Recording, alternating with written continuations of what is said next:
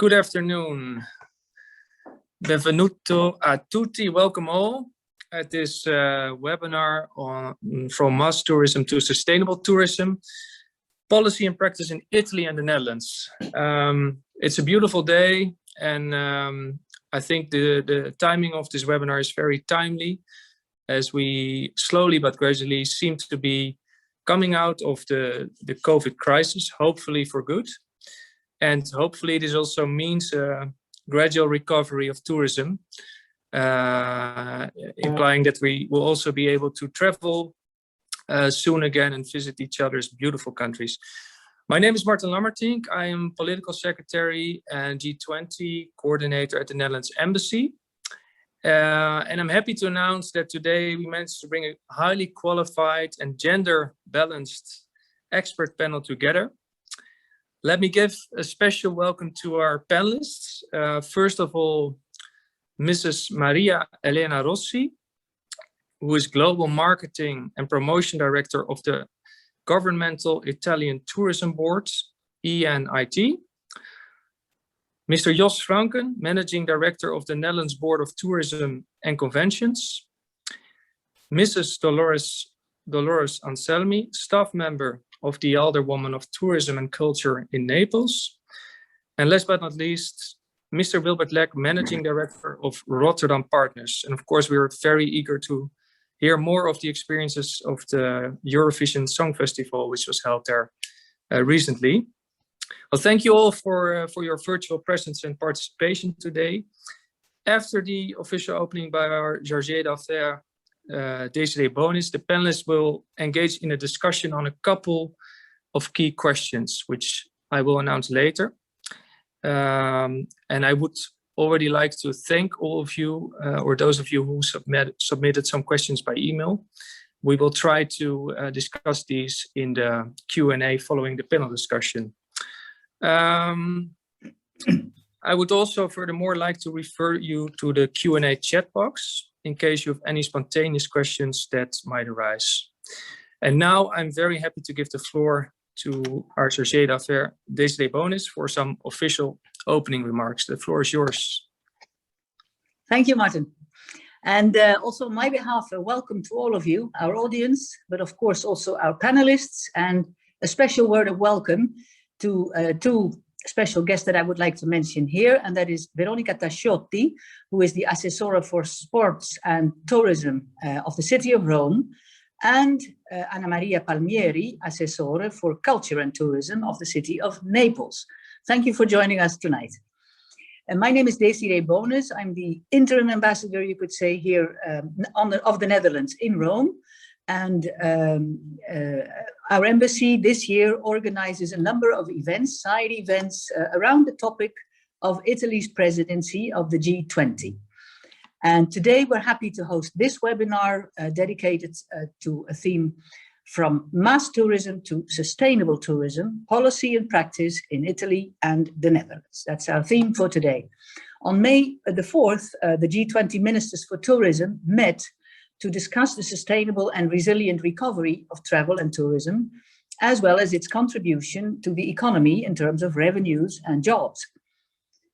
Together, they approved the Rome guidelines for the future of tourism, inspired by Italy's G20 motto, people, planet, and prosperity. Together, the ministers committed to take action in 7 areas: safe mobility, crisis management, resilience, inclusiveness, green transformation, digital transition, and investment and infrastructure. These guidelines, I think, are very timely, as tourism, as we all know, has been one of the sectors hardest hit by the COVID-19 pandemic. Worldwide, the number of international tourist arrivals has declined by 73% last year, almost 3/4. Moreover, the pandemic has had an unprecedented impact on vulnerable groups, as well as on micro, small, and medium-sized enterprises. The World Travel and Tourism Council estimates that in Italy alone, the coronavirus pandemic provoked a loss of 120 billion euros in revenues last year, while more than 300,000 jobs were lost. Also in the Netherlands, the situation is no less serious. Income derived from tourism declined by almost 50%. And yet, even though these figures are dramatic and represent immense suffering, the current crisis also presents us with an opportunity to rethink tourism for the future. That is why what we're here for during this webinar. Both Italy and the Netherlands have to cope with mass tourism in cities such as Venice, Rome, and Amsterdam. Rethinking tourist flows helps to alleviate the pressure of mass tourism and will hopefully render tourism more sustainable. To this purpose, ENIT and NBTC will present their national strategies here and share their best practices. Next, we will learn more of Naples and Rotterdam's experience in attracting international tourists. Which policies do these cities apply, and how do their plans for the future look? After this plenary session discussion amongst our panelists, we will open the floor for a Q&A session with the participation of you, our audience. And remember, as in every domain, quality is a race without a finish. So let's hope we can improve on mass tourism and make it more sustainable. Thank you for your participation today. Thank you, Martin. Thank you very much, Désirée, and for these uplifting words. I would now like to open the floor for the panel discussion, and I would like to introduce Mrs. Maria Elena Rossi, Marketing and Promotion Director at ENIT. I would like to ask you, Ms. Rossi, if you could please elaborate a bit on your current role, and also how do you see how we could contribute to the alleviation of the pressure of mass tourism, and how you promote second destinations. Thank you very much. Well, good evening, and thank you very much. Goedenavond. It's a pleasure for me, being half Italian and half Dutch, of participating to this panel this evening. And also very interesting to share thoughts and best practices, definitely, around an issue which is so crucial for our development. Well, the G20 was mentioned, and the key issues. My role is defining the strategy for tourism marketing and promotion globally. We do that through 28 offices around the world. And we are now more than 100-year-old as one of the oldest tourism board, of course, with an evolution which is now really crucial, because looking at the past, we can say that we are restarting from zero. We're looking at the numbers and all the figures which we were watching. They look today with no sense if we have to think differently. And we know very well that the pandemic has accelerated some trends which were there before, but also we have seen a clear shift in values, which I think should also be taken into account from the demand and also from the tourism industry. So for Italy, as I earlier said, before the pandemic, tourism represented 13% of our GDP and millions of jobs. And we know very well that the true challenge today is to find a balance between growth and sustainability. So that's the issue which we all have to face in all sectors, and in tourism particularly. So we have the SDGs and the UN 2030 agenda, which of course guides us. But there are some other issues which are concerning inclusion, diversity, and accessibility, which also should be included and should be part of our sustainability vision. And of course, the issue of mass tourism and the negative impact of mass tourism, especially on our culture city, is definitely one of the issues that should be faced. We know that the most relevant trends we have experienced and the acceleration I was talking about earlier concerns this penetration of digitalization, the need of reassurance and of health and social distancing, the smart working, staycation, digital nomads. This all is now something that we have to take into account and can be a great opportunity for a better and more sustainable tourism development. Also, digitalization has put us in front of the fact that we have to combine physical and digital. Everything is now, let's say, during the customer journey has to do with physical and digital experiences. And also what some of the trends that are, I think, interesting before coming to, let's say, some of the best practices and actions that we are carrying out.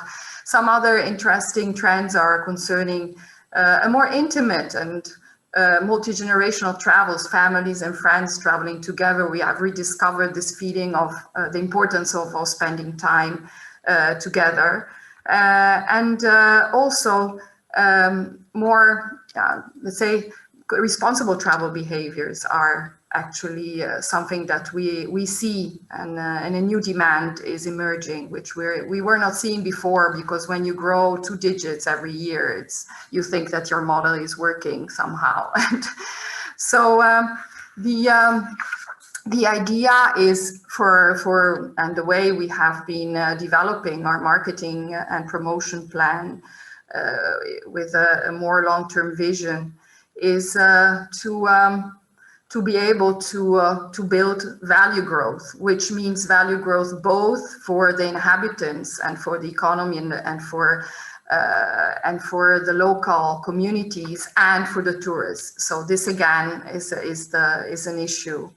So we have worked hard during these months to face let's say all these challenges, which for Italy also concern, let's say, the offer and the scarce and reduced digitalization of our tourism industry, which is one of the issues which we'll have to face in the coming years in order to face all these challenges. So for us, the planning and marketing activities should start through co-designing and the participation of the local communities. Probably, as you know, in Italy, regions are fully autonomous in their tourism development policies. So what a tourist board like ours can do is trying to, through moral suasion, to convince that your platform is the best one, and trying together to get to the objectives. So this element of the Constitution, which is since 2001, really makes it quite a challenging task to, on the one hand, position a brand with all its diversities, and on the other hand, to work and co-design let's say, new models, new sustainable models. So what we're trying to do is, of course, to first of all take the best examples and the best practices and try to make contagion, a positive contagion from north to south, where also the local culture is so very different. And so the product development that we are doing is trying to support, let's say, sustainable development and sustainable products. And this has to do a lot with segmentation first, deep segmentation, and a deep knowledge through marketing intelligence of the needs of the travelers and of the different segments. So micro-segmentation is one of the answers, because that means that on the offer side, you are able really to build a customer journey which is customized on the different segments. And on the other hand, you are able to target better in your marketing activities, the targets that you're looking for and the clients that you are looking for. Also, we had the opportunity to work with more, which we had never done before, with domestic travelers. I mean, we have a large domestic market, which has saved us a little bit last year, and which probably will save also at least our summer season this year. Considering that in 2019 we had 430 million overnights, official overnights. Half of which consisted of domestic travelers. Last year, of course, it was 80% domestic and 20% international. This year probably will look very much the same, but in terms of product development, it's been very interesting to work with the domestic customers because of the opportunity to work more deeper and authentic. And to try to get more authentic experiences, which of course Italians are looking for when they travel in their own country, and which will be a heritage also for international travelers when they'll be back. And just to give you a very easy example, if you prepare a pizza, because we have our friends from Naples, you have to have an authentic pizza for an Italian. You cannot have a fake one. But I mean, this is a kind of a very easy remark. But it is true that domestic traveling has brought really some very interesting, more authentic experiences, which are now developed also for international travelers and marketed from our side for international travel. What we've seen also is long stays versus short stays. So people now have a tendency to stay longer. This again is an opportunity for a deeper knowledge of the communities and a deep involvement and a relationship between communities and the travelers. And I think one of the main issues is not opposing big attractions of big cities with small cities. I mean, in Italy, it has been the policies which have been developed before the pandemic were let's try to send our tourists to less known areas. But it doesn't work with opposition. It works with network. And this is something I truly believe. I mean, I really see a big difference in the approach of the large art cities in Italy, who now realize they have a backyard, which they need, by the way, and a stronger network between the big cities and all the smaller villages and the countryside around is I think one of the innovation that we can really put into the market as well. And I have just to conclude, I have a very good example on this, which the Uffizi Gallery gave us. I mean, of course, the Uffizi Gallery has been having all the virtual tours and what all, let's say, main cultural institutions have been promoting during the pandemic. But it did something that is very symbolic, I think. It decided to exhibit some of its masterpieces in Tuscany, in the places which were represented, or on the masterpieces of the Renaissance. Or there is also always a cultural link between the exhibition outside Florence and the territory. And I think that's a very good example on how you combine and you can create networks between, let's say, the cities which are under pressure of mass tourism and the area around. It's a beautiful and very, very clear example that it is possible, because it means, of course, you want to see the Uffizi Gallery and see the Renaissance masterpieces, but you also get the chance and you are stimulated to go around in Tuscany and see some masterpieces in smaller and less known villages. And this is a good example of creative networks. And I think this is one of the main takeaways which we have we take advantage of now for improving and looking more in a sustainable way to our tourism development. Thank you very much. I think this is a very interesting story you just told. note well taken about the authentic Napolitan pizza, and as well the very good example from the Uffizi Gallery. I think this is an excellent example of how you can alleviate mass tourism in major cities, which attract a lot of tourists, and also make sure that the surrounding regions actually benefit. So it sounds like a win-win. And last but not least, you mentioned your organization is 100 years old, so that already implies that you have a lot of interesting experience and best practices to share, which could definitely be very interesting to also your Dutch counterparts. So thank you. I would now like to move on to Mr. Jos Vranken, Director of the Netherlands Board for Tourism and Culture. I would actually, Mr. Vranken, like to pose the same question to you. So how, tell a little bit about your role and how your organization is functioning with regards to tourism, but also more in concrete, how you contribute to alleviation of the pressure of mass tourism, and how you promote, for example, second destinations in the Netherlands. Thank you. Buongiorno, ciao tutti, saluti dall'Olanda, goedenavond. That's about it, what you get from Italian from me tonight, but I hope you understood. Netherlands Board of Tourism and Conventions, culture may be the next step in our evolution, who knows? Very much part of our scope. Just to kick off, although the hospitality sector, the tourism industry in the Netherlands is not quite as big as it is in Italy in terms of GDP, it is of tremendous size, and pre-COVID, it was growing every year.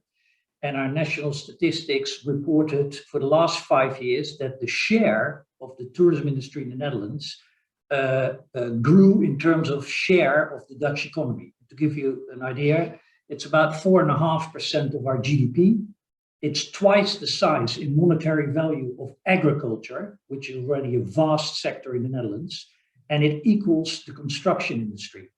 Just to give you an idea how big the tourism industry actually is in the Netherlands. And then COVID hit, and we went from the debate on over-tourism to no tourism. And as a Dutch song claims, you only miss it when it's gone. That's exactly what happens. And suddenly everyone realized that not just from a welfare point of view, but also from a well-being point of view, we so much miss all the wonderful things that tourism, travel, and hospitality brings us domestically, but also our foreign guests from our core source markets. I guess the good thing from the Netherlands point of view was that when COVID hit, our journey in terms of sustainable development of the destination already had started, because late 2018, about a year and a half before COVID, we had a process finished that we did in close consultation with many, many stakeholders in the Netherlands called Perspective 2030. I'll put a link in the chat box after I've finished. Perspective 2030 sort of gave our vision, collective vision and ambition for the destination in the future. And it's based and built on a number of quite important principles, which arguably saying are different than the principles that we've been working on so far. To give you a few examples, one of the principles is very much to look at not just the economic value of tourism in relation to the Netherlands, but to the net value and the net impact, as in the impact and the value deriving from ecological impact, social impact, and economic impact. And that gives, of course, is the basis for different decision-making than if you just look at the economic factors. Another one is the shared interest as a starting point between visitors, citizens, and entrepreneurs, rather than just take the entrepreneurial interest at heart, the sectoral interest at heart. So in a way, the citizens for starters, become much more important in the decision and planning process of future tourism in the Netherlands. And a third one, which I don't want to leave out, is not just look at tourism as an end in itself, as a goal in itself, which is quite important, as I stated, but also the power and the change agents that tourism can be for different challenges that we face in the Netherlands. The shrinking population and shrinking amenities and facilities in our countryside, for example. I know Italy facing similar challenges in some villages. Tourism and travelers can really help sustain and build business cases for facilities, amenities, public transportation that otherwise, without visitors, would cease to exist. So tourism, not just as an end in itself, but also as a means to various ends for various places in our country. Now, saying that, like ENIT, we have a big role in, let's say, stimulating regional and local adoption of these principles in a way of, let's say, the regional translations of Perspective 2030. And the good news is it's happening. More and more regions, cities, provinces are taking these principles on board. And if you now read their policy papers and their plans, most of them, interesting enough, are based on these principles and acting accordingly, which is great because that means that in the Netherlands, although we're all independent, Rotterdam, thank God, a very much independent city making their own decisions, and like many others, but we do start to sing from the same hymn sheet, if you know what I mean. We start to take on board the same principles, and that, of course, stimulates working together on those principles. Now, I was asked to give you a few very concrete examples of what it means in practice. So how do we translate that to alleviate the pressure in some areas? Because don't get me wrong, the Netherlands never faced mass tourism or over-tourism. Some areas in the Netherlands faced mass tourism and over-tourism. And that's an important differentiation, because that also means there are places in the Netherlands who welcome visitors, who welcome more visitors, specific visitors, because it helps them with these challenges I just pointed out in their respective areas. Now, I'll give you a few examples varying from research to marketing and destination development. Let me start by the research side, because like ENIT, we find it very important that we do things fact-based, more and more so, because tourism and over-tourism already is a highly emotional debate, as I'm sure you will recognize. It's very subjective, it's very emotional.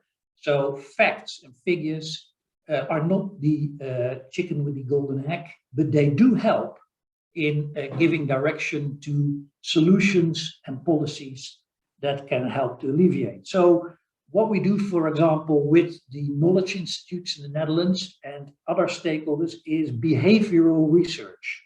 We actually research the actual behavior under different circumstances and trying to use that to steer people into different directions, literally and figuratively speaking, based on propositions that we can provide them with and therefore change their behavior accordingly. We research, for example, the so-called carrying capacity of hotspots in the Netherlands, like Giethoorn or Kinderdijk or Amsterdam indeed.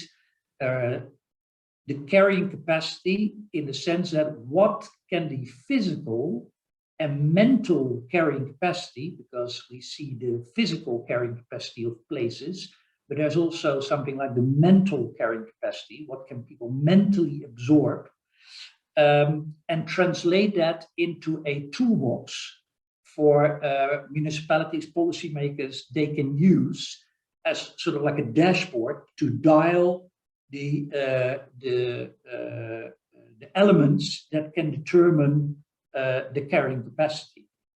A third research example I can give you is that's being worked on at the moment is a predictive model, which means that with the knowledge institutions, we're working on a predictive model that can help predict future visitor flows, which of course allows the stakeholders in the ecosystem to act beforehand and anticipate rather than just react on a certain situation. Another element which is highly debated at the moment, I'm sure in Italy too, is visitor management, crowd control, particularly in the public space. So that's another area where I can give you an example that together with stakeholders in the Netherlands, both publicly and privately, we work on guidelines, toolkits, and actual field labs, pilot cases in terms of visitor management. At the moment, in close consultation with the national government, we're running 3 pilots in Maastricht, Breda, and Zwolle, where we work together with experts from the private sector and the municipality and the national government in the application of a structured approach to visitor management, which can hopefully be scaled to other places in the Netherlands. Now we're going to open up more and more, and the pressure on public space will increase.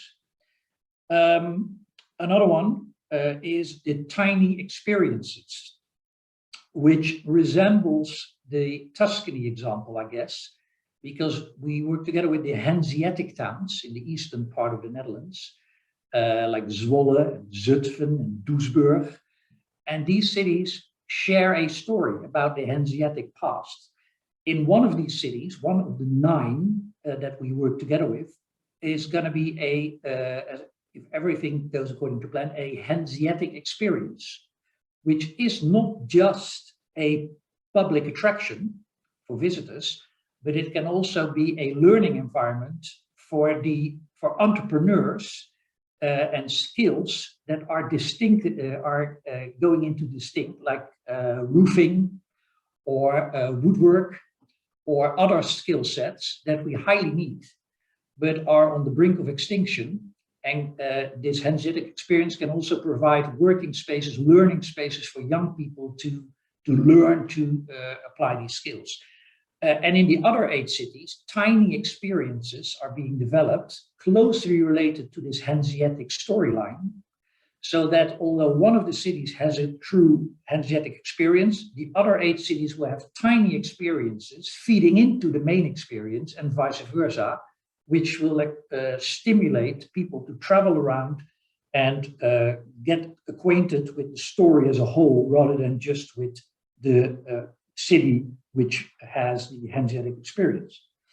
Of course, we use campaigns, influencer marketing to steer and seduce people into other directions.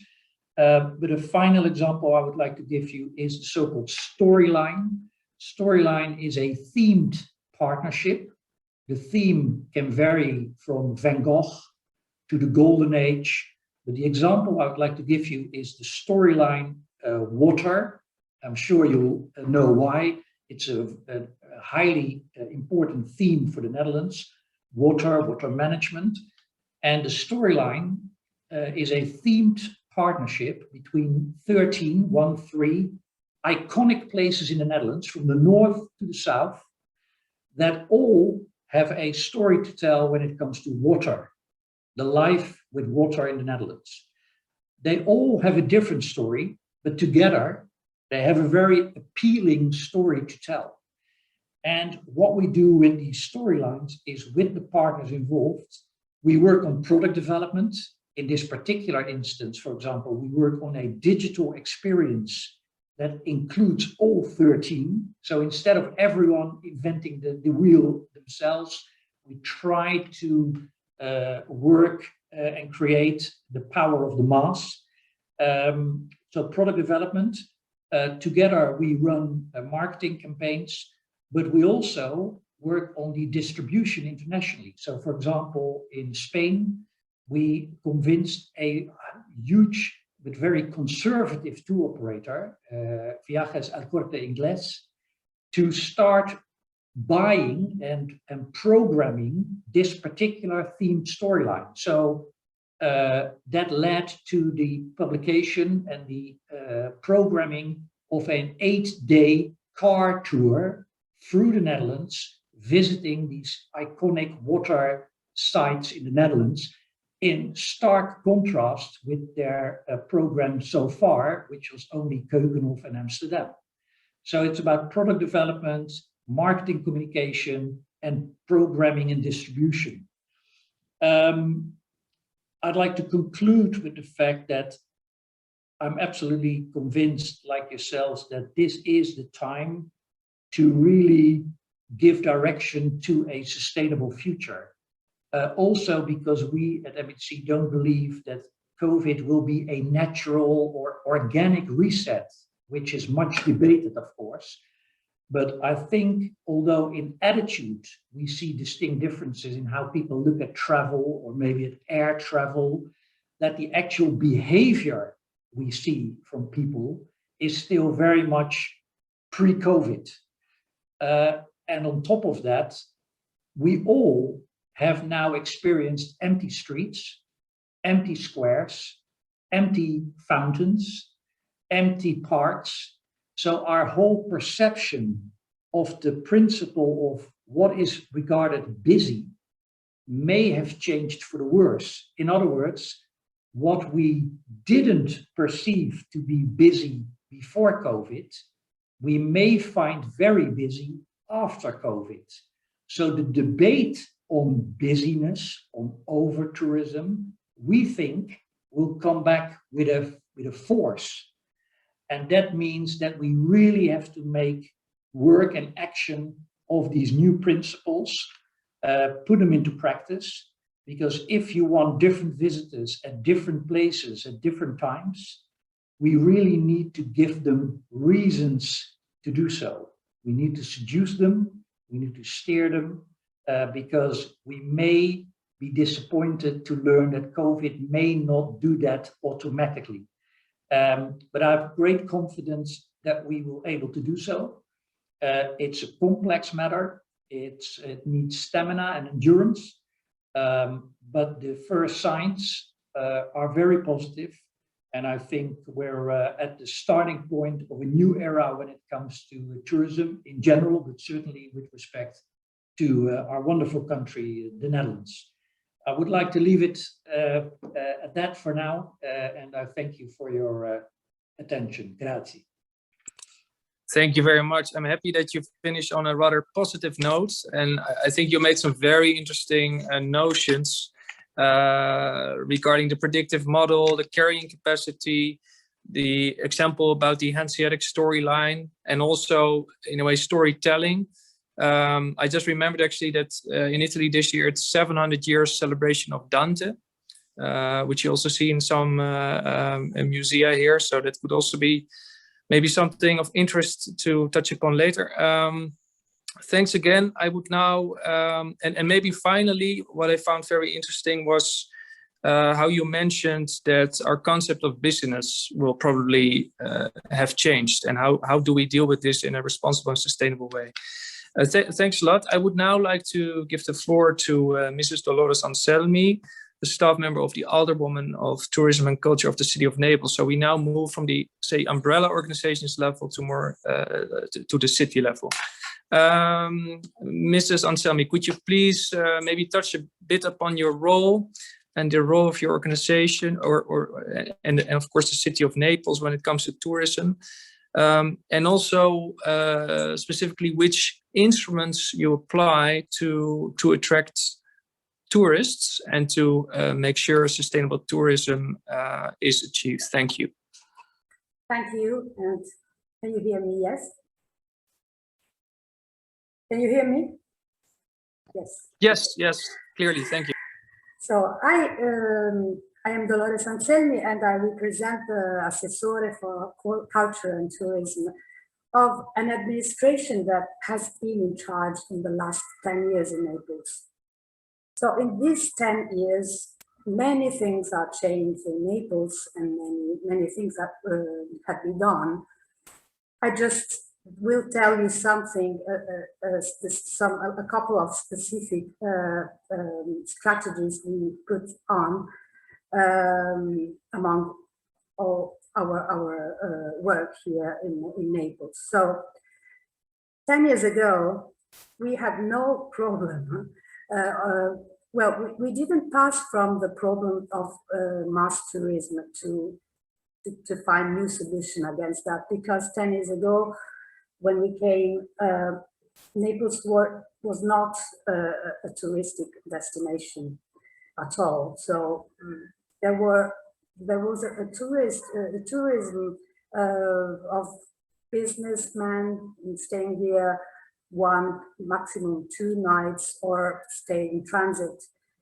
And there were no tourist tax, for example, which was introduced in 2012 by us. And the first year of the tourist tax, we gained with it 2 million euros. And we reached in 2019 12 million and more than 12 million euros with tourist tax. So tourists was born in that period, and it grew up very good. So we were late as a touristic town. Other big towns in Italy, arts towns, faced the problem of tourism, mass tourism, and the fact that we were so late was a good fact for us, because we saw how the other centers were destroyed by classification, and we began to do a promotion in a sustainable way. So it was clear at the beginning that city had to point towards culture and tourism, and it's not the case that our Assessorato, our council, is linked with both delegates. Two potentialities of Naples that never had developed before very much. So we were used in Naples to see great groups of tourists passing through Naples, but just passing because they had to reach other destinations like our islands, like Capri, Ischia, or Sorrento, the other small towns, very beautiful small town on the coast, but no one stayed in Naples. It was really rare to see tourists here in the center walking or visiting our sites, because they were afraid, probably. Another example is our port of Naples, which is in front of me now.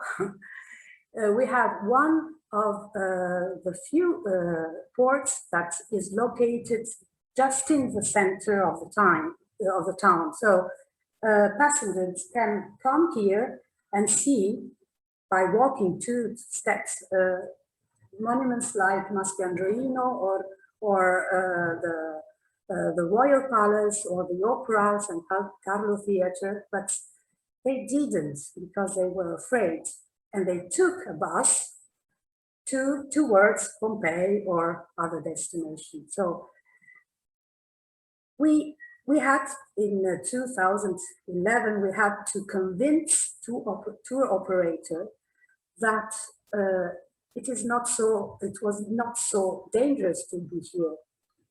And we have to convince, to put Neapolitans into the idea that our town could be a touristic destination, and we wanted to make it with the community. We had to invert a narration about the city, because, or better, we have to tell to the world the other part of the truth, that we have many beauties and monuments and so on. So while we were working to plan great events like American Cup or other things, we realized that the classical tourist promotion, like flyers, brochures, and so on, wouldn't be successful, would not help to overcome fears and resistance against Naples. Furthermore, we had very few resources to do that. So we called all local operators, like restaurants, hotels, touristic guides of the city, and we organized together educational or fun trip. So we convinced tour operators of all over the world to come here and see with their eyes how beautiful Naples could be and how safe Naples could be. And this was a good beginning. We pointed on the direct experience and on the emotion, what people look for when they come here. Newscasts, newspapers continued to give just one phase of Naples, the danger, the rubbish, and so on. And we had to let circulate another image, which is also true of Naples. But we had no money to pay reportage or publicity on TV. So we called the unique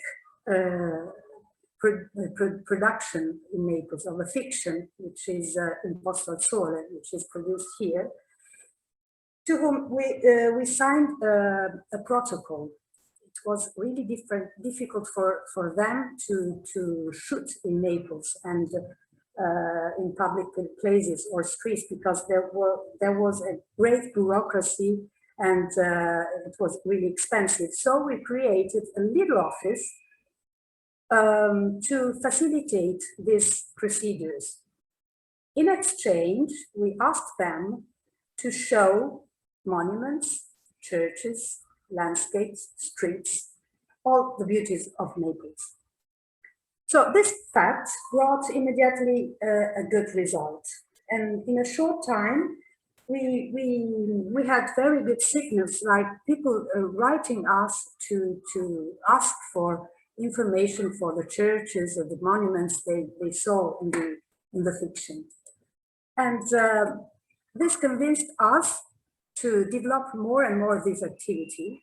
And so the little office became a very big office with a beautiful and great seat, hosting and supporting all production who wanted to turn to make their film here in Naples. So the movie production in Naples spread, and the image of Naples ran all over Italy and the world. Just to do some example, my brilliant friend, the production is going all over the world, or Mary Magdalene, or Naples in Wales, of Hopsetek, Sense8, and many other films. This, the next step was to create around this filmography a movie tourism. So many people came here to Naples to visit the sets they saw in the films. And very many people came to do that. So the guides constructed itineraries of the sets, and then we made an app, Naples Movie Tour, where we could see the monuments or the streets where films were made, and see a little scene of the film and so on. So many of these films were made in different districts, not forced in the center of Naples, and this allowed us also to direct the tourism towards other areas and not in the center, that in the meanwhile became really crowded because tourists came and came. So naturally, after 2000 19, everything stopped. And now we have this heritage of the big tourist that suddenly exploded in Naples in these years. And we know that many districts of Naples are interested with tourists, because many hotels, B&Bs and so on were made in this period. And now the next step will be to continue in this way and to protect the center, which in the meantime keeps the traditional face, because it's really handicraft, and so people, even if there are many B&B, but people continues to live in the center, and so now in this period we will leave the experience, because our major will go away, and so we give these heritage to the following mayor and the following staff, and we hope that they will continue in this. So, thank you. Thank you very much, Ms. Anselmi. Very interesting story. I think it's interesting to hear that you mentioned that even if a city or a specific area is not popular, you can still make it popular. You can overturn, you can change that, and you managed in Naples very successfully to do that, which I think is very inspiring to all. And it's also interesting to hear how you, given limited resources, how you can be creative, use creative ways to actually promote your city, promote specific sites in Naples, but for example, by cooperating with producers, in this case from TV programs, specifically offering them to, for example, ease regulations, creating a specific protocol. I would now like to move on to our last panelist for the session, which is Mr. Wilbert Lek, who is the director of Rotterdam Partners. Mr. Lek, I would also like to ask you if you could briefly touch upon the role of your organization. And of course, we're very interested to hear more about the recent experiences with the Eurovision Song Festival in Rotterdam. Maybe this also brings you to the instruments that Rotterdam applies to attract tourists successfully in a sustainable way. Thank you. The floor is yours. Yeah, thank you very much. Of course, the week or the weekend after the Eurovision Song Contest, we're still very, we're still on a high because of the fact that we were in the center of the world. I will tap a little bit on that. But what I would like to do first is to share a small presentation to give you some insights on sustainable tourism in the city of Rotterdam. First of all, I would like to start with a video clip.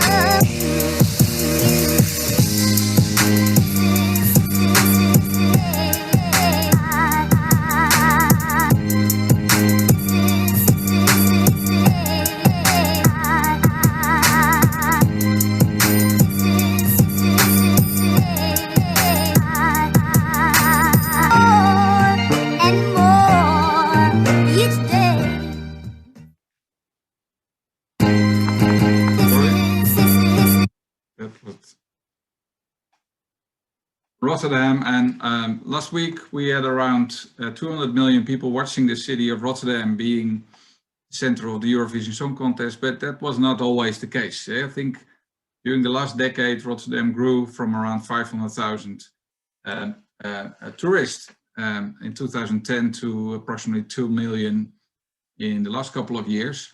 And the reason why has something to do with it. We, as a city where we're never focused on that target group. Rotterdam is a harbor city. A decade ago, we were the biggest harbor of the world. Now we're still the biggest harbor of Europe, being passed by, I think, 9 or 10 Chinese ports. So we were a business city, like Naples. So I really recognize the story of Dolores as well. From the perspective of the city, it was not something which we were focusing on. But starting off with developing the city, we recognized that there was an opportunity not only for tourism, but we want to make the city more livable, because Rotterdam in the last decade was not the best city to live in. And if you're not interested, if people are not interested to live in your city, why should they visit your city? So there was a lot of investments in making the city safer, cleaner.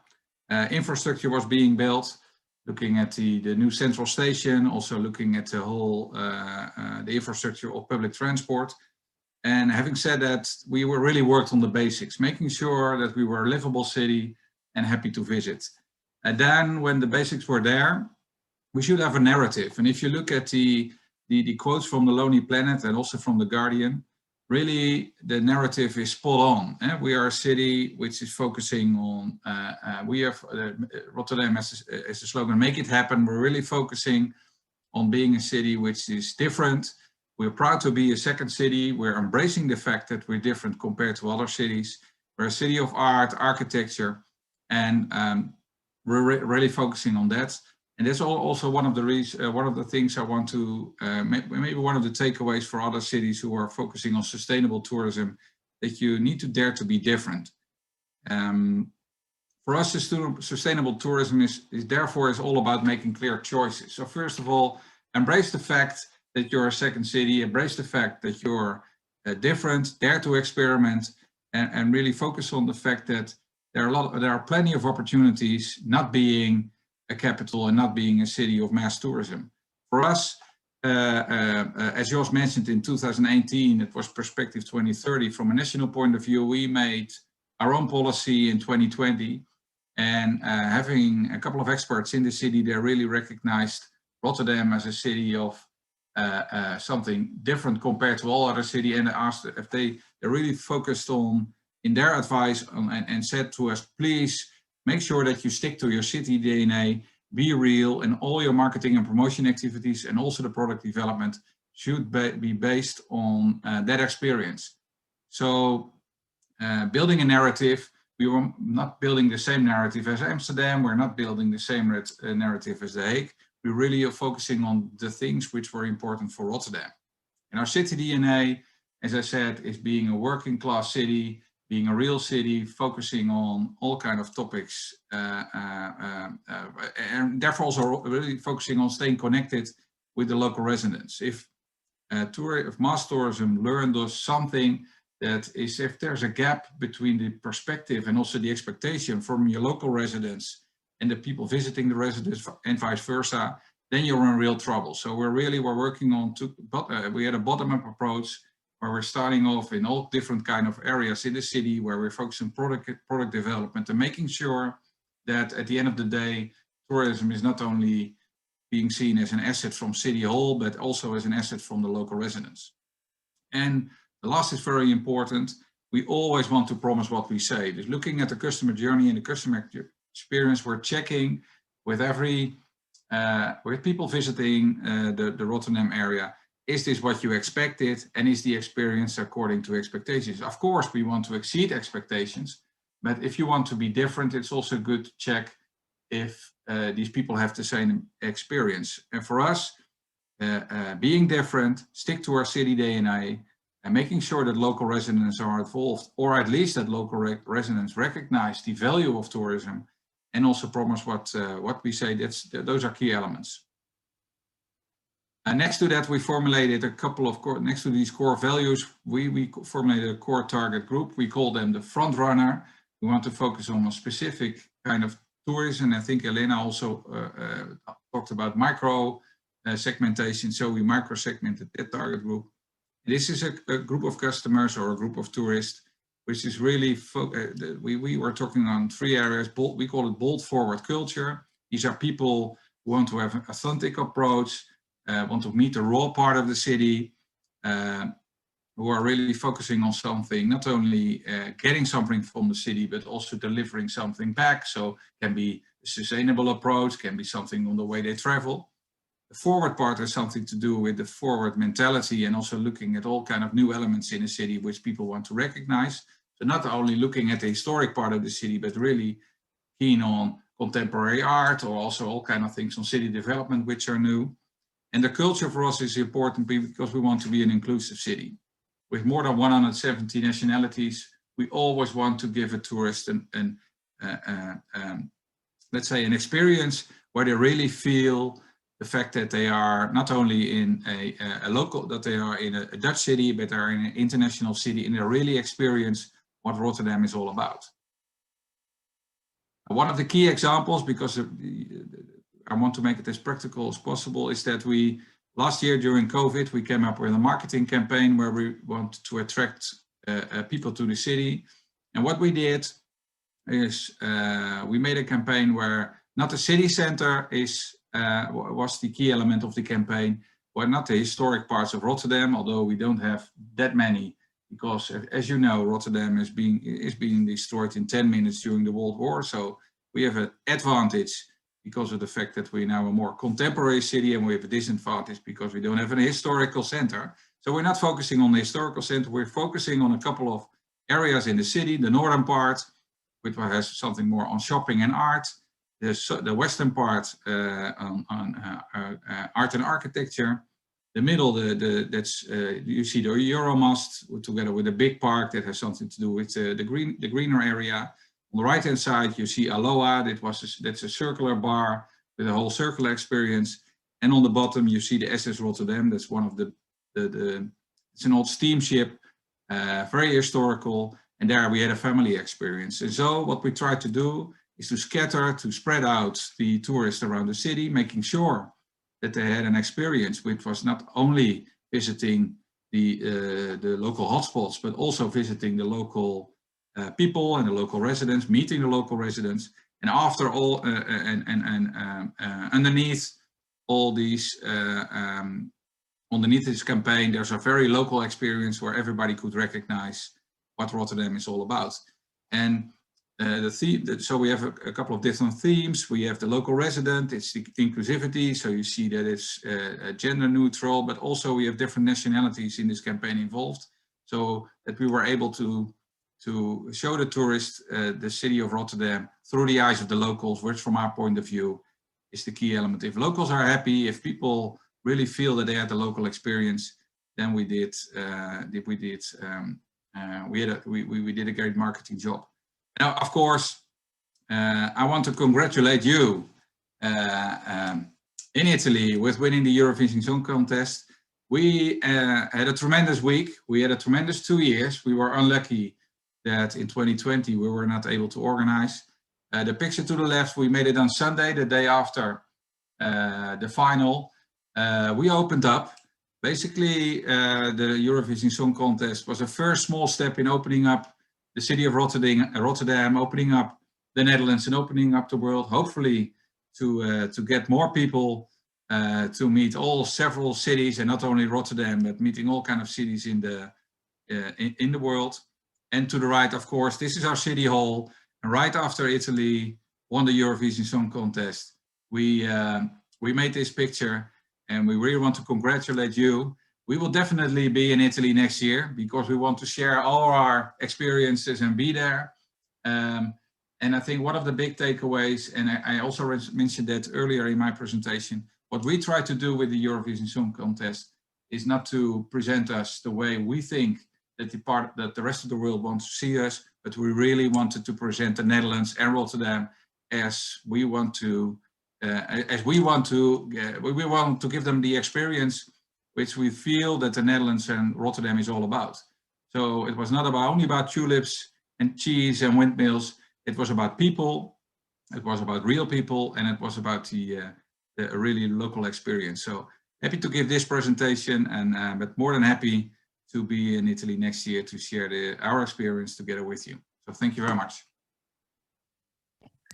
Thank you very much, Mr. Lek. I thought your concluding remarks were very symbolic, because the Eurovision Song Festival and the fact that Italy won this year, the Netherlands last year, is a great bridge to cooperating on tourism, because you can share your experiences with your Italian counterparts, and yeah, I think that is very useful. I think it was very interesting how you mentioned that at least Rotterdam has its very own narrative and really uses its authentic DNA, its own DNA, to attract tourists, and is also successful in making sure that each area in Rotterdam is characterized by its own, say, strengths. So, for example, a focus on architecture, on culture, and in that way you can actually successfully scatter tourists.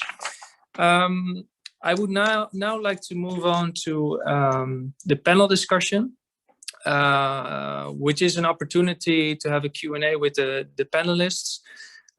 Some questions were submitted to us beforehand, and you can also do this live now during the Q&A session itself. A first question on behalf of the audience, I would like to pose maybe to Mrs. Rossi from the Marketing and Promotion Director from ENIT. Would you agree that if we shift, or would like to shift from mass tourism to sustainable tourism, this automatically implies an increase in prices? And maybe related to this, how can we ensure that if we make tourism sustainable, that it's also inclusive, so that actually everyone, or as many people as possible, can enjoy it? Could you elaborate on this? And then next, I would like to ask Mr. Vranken to reply. Thank you. Well, concerning pricing, it's certainly an issue. It is true that the spending divide because of the COVID has increased, and there is as more people, less people who have more money, and the difference between those who have and who don't has become larger. So in this respect, we should also consider the accessibility, let's say, and the price issue. At the same time, I do think that it depends on priorities and also on the capacity of producing value for those who are traveling, who wish to travel. And therefore, I really do think if we make it a price difference, that we are all doomed to lose, frankly saying. So it depends on the value that you are producing. At the same time, for the money. At the same time, I do think there is an issue of accessibility to travel. I'm saying even within Italy, because of many people are unable at the moment to travel because of lack of job and of jobs. So because travel has to do with enlarging your horizons and getting to know more, it should be it's part of our way to grow and to get to know the world. So I do think that there is a theme there. The second question, excuse me, was concerning? No, actually, I think you kind of answered it already. How do you make or ensure that sustainable tourism is also inclusive? Yeah, exactly. I mean, I think it's an issue to include travel in cultural policies in schools, and this is something that should be much more mainstream than it is at the moment. So it is definitely. At the same time, as I said, I think that value growth, of course, it does not to do with only with growing economically. But we have, as I said at the beginning, to combine growth with sustainability. It's difficult to find the right balance, but without also economic growth, it is hard to think about sustainability for many communities. So we really have to enhance the culture of being able to produce value to customers, and therefore also to grow economically and socially. And it's as I said, it is not easy, because in Italy you have very big diversities between the north and the southern Italy. So it's easy to say what I'm saying if I'm speaking in wealthy regions of Italy. It's much more difficult when you go in less let's say developed economies, and these differences in Italy are still very, very strong. Thank you. I would like to ask Mr. Vranken if he could also reply to this question. Could you share your views? Yeah, sure. Maybe three observations or reflections I would like to share on this. I think particularly post-COVID, of course, there is a completely logical drive from the private sector, of course, to get traffic going. And that may mean that pricing actually, although at the moment with limited supply, the pricing is up, but there will come a time in the foreseeable future that the need for traffic may lead to bargain prices. And I think first observation is that it's vital for the mid and long term that the public interest, the general interest of a place, of a destination, is going to be aligned with the private interest. So in other words, the private sector will acknowledge, I'm sure they do, some already do, that on the long term, if a place, a destination won't be considered sustainable in terms of social sustainability, ecological sustainability, or economic sustainability, and citizens, like Wilbert said, citizens become really unhappy with what's going on in their city or their region, that will hurt business more than anything else. So instead of polarizing between the public interest and the private interest, I think there's a real call for a common view on sustainable development of destinations. Second one, of course, much debated, is arguably saying, yeah, it has to be inclusive, sure, but there is a difference between trying to make it available to everybody at the current bargain prices, or move towards fair pricing. I mean, in the Netherlands, there is a lively debate whether it's sustainable to fly throughout Europe for the price less of a bread. It's just not sustainable. So there's a difference between inclusivity and, making things available without having the fair price for the proposition you are being serviced. And thirdly, and finally, I think what is important, and certainly at the heart of Perspectives 2030, is that when we talk about value, we don't talk about, or the qualitative tourists hate the definition or the term. When we talk about value, we don't talk about future tourists or travelers with the biggest wallets. When we talk about value, we talk about visitors with the biggest net value to a destination or a city or region. In other words, it can be a backpacker who is giving back to the community by getting into a canoe in one of the canals and fishing up the garbage out of the canals while canoeing and sightseeing the city.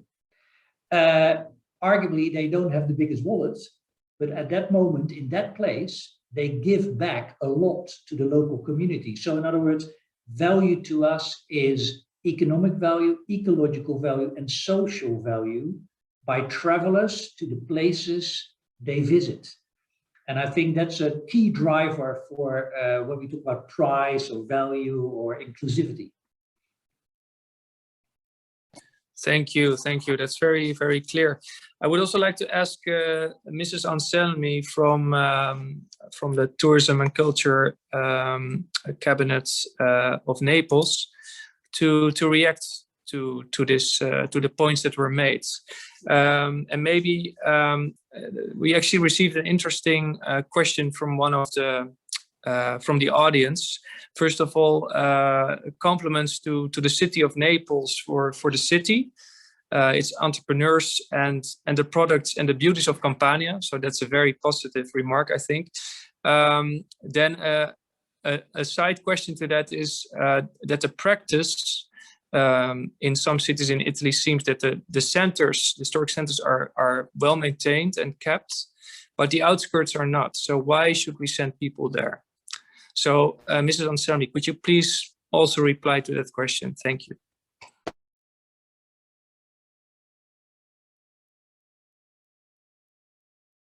Oh, you should unmute. Are you unmuted? I asked, please, to repeat the last part of the question because I can't hear very good. Okay, so I'll repeat. So first of all, compliments to the city of Naples for its beauty, the city itself, the architecture. A second related question is that, or maybe remark, that many historic centers in Italy and maybe also Naples are being well kept and maintained, but the outskirts and maybe also smaller villages are not. So why should we send people to, say, smaller villages or other destinations if they're not being maintained properly? So, as I told you before, what we point here in Naples is very much to the emotion and experience. So the suburbs, for example, of Naples are really different one from another. There are many beautiful suburbs on the coast, for example, or are difficult districts where also very well the architecture is not very good, and there are some problems, but there is a big life there and many cultural experience. For example, we have a district called Scampia, which is famous for Gomorrah, for example, you know? The really problematic side and so on. Besides that, in Scampia, there is a very live activity of many cultural associations that do very much for their areas, but also they produce culture. They produce culture, Neapolitan culture. They produce culture. And in comparison with other culture of immigrants, for example, that live there, and from this friendship, many beautiful cultural products comes in life. So it's important to discover in Naples not only the beauties and the millenary history, but also the way of life, which is also always very creative and very talentful. So it's important to discover every form of expression of people that live here, and they have also. We have a great. We would like to show us how as we are and as we create. So, as I told you before, tourism here has not forced to do with the arts and culture, but it's an experience tourism, and people look for it, and that's why every place in the suburbs of Naples has a story to tell. Thank you, thank you. I think that's well put. Tourism is an experience, and when you travel, I guess it's the memories, especially, that count, of what you've seen and what you've experienced. I would also like to ask Mr. Wilbert from Rotterdam. What is your take on the possible tension between sustainable tourism and making it inclusive, and also related to the price level? Could you elaborate on that? And another follow-up question I would have is, how do you measure the success of your approach? For example, do you do this by specific research or data? Could you maybe touch upon that? Thank you.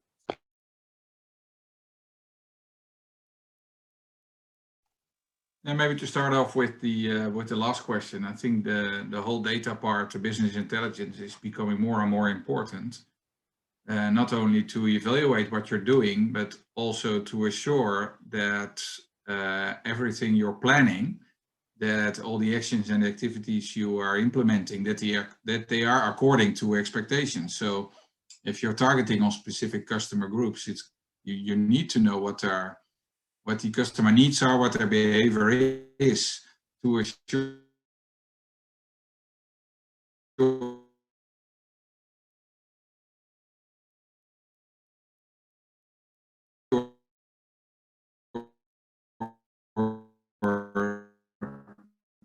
that at the end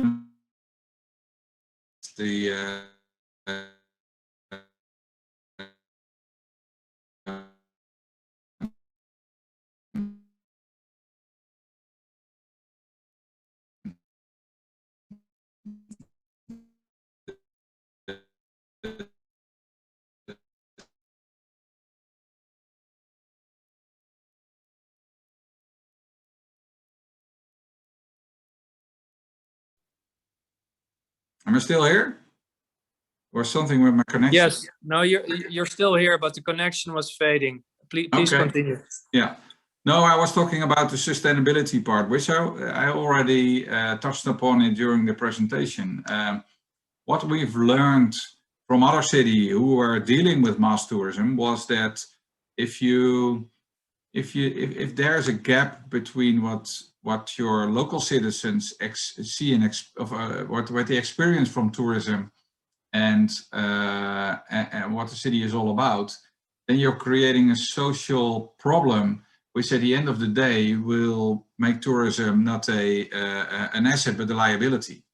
And that was also something Jos was talking about, that you have to assure, and that's also something you need to measure, how tourism is contributing not only from an economical point of view, but also from a social point of view.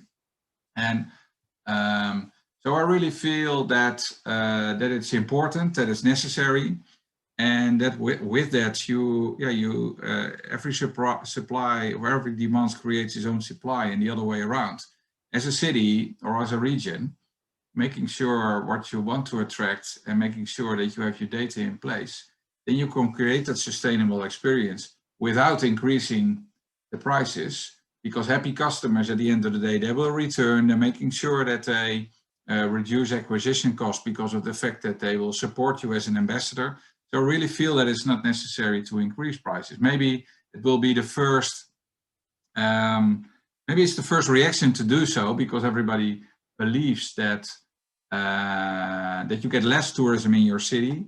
But I think there are plenty of experiences already that shows that with less tourism than you had before, but more tourism which suits your city, who are happy and who have a sustainable experience, at the end of the day, the social return next to the economic return is much higher than if there's a disconnection between your target group and the city. So I really feel that today, looking at also the whole discussion in society, as a city and as a country, if you see sustainability as a problem, I don't think that you're really that you're in the middle of the discussion.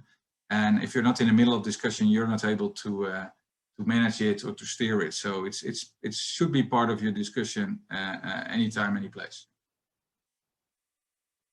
Thank you very much. Well, with these remarks, I would also like to conclude this webinar. I think it was a very interesting and useful session with a lot of sharing best practices and views. I hope it was also useful to all of you, and that it allows for maybe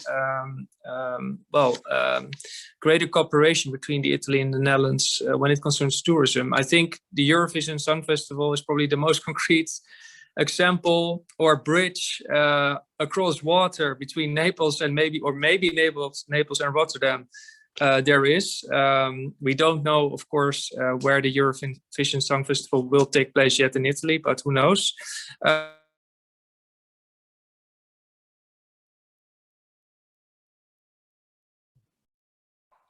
We lost you, Martin. Local and regional citizens and entrepreneurs, storytelling, authenticity, and also very much making use of. I think there is a problem with your connection. Be fairly priced. Okay. Last but not least, successfully using data and intelligence to actually ensure that your approach is effective and works. And then the notion of pre-COVID and post-COVID, from over-tourism to no tourism, and our whole new definition probably of what business is and what doesn't really work. No.